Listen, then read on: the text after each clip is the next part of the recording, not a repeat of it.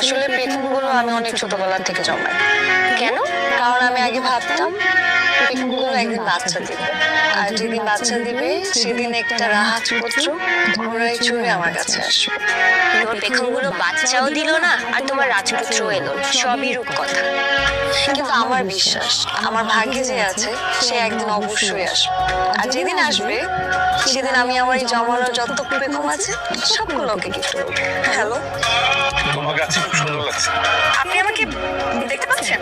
হ্যাঁ, না না, চাপা বাজে। সত্যি পাচ্ছি। আচ্ছা, আপনি যে আমাকে দেখতে পাচ্ছেন আমাকে একটা ক্লু দেন তো। কি পরনি কেন?